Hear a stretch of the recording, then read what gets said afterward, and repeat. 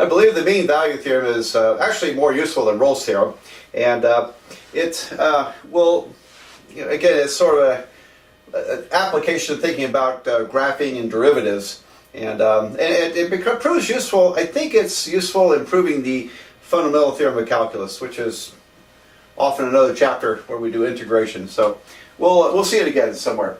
All right, so let me state it, and it sounds a little bit like Rolle's theorem at the beginning.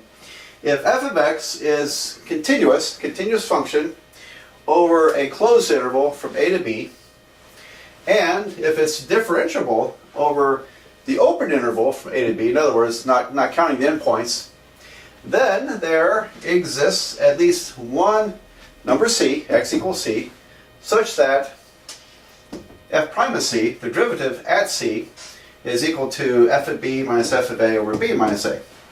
All right, so this literally is a definition of derivative, except we impose a limit and squeeze a and b together.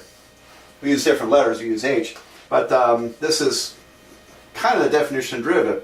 All right, well, when you see the picture, I think this will also make sense.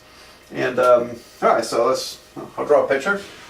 So I have a function here and there, and it wiggles around a little bit. Okay.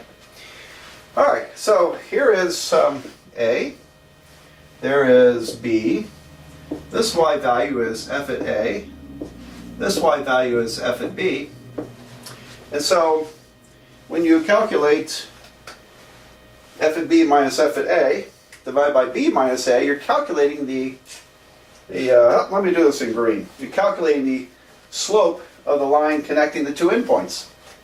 All right, so if I connect these two endpoints, then the slope,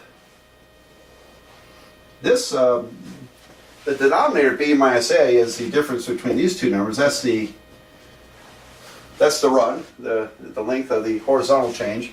The vertical change, or the rise, would be the difference in the y values, f at b minus f at a. All right, so rise over run is slope, so that's the slope. And what the mean value theorem is guaranteeing is that somewhere in there is at least a c, a number c, that has that same slope value. So it might be about here. That slope of that tangent line, if that's a c. In other words, it guarantees there's a number that you can find in here where the derivative, which is the slope of the tangent line, matches that slope connecting the two endpoints. Looks like there's another one here too. Probably around here there's another such point. So the way I draw it, there are 2 points where that is true. Okay, so that's the mean value theorem. I think it's a little hard to appreciate. I think it's easy to understand when you see the picture.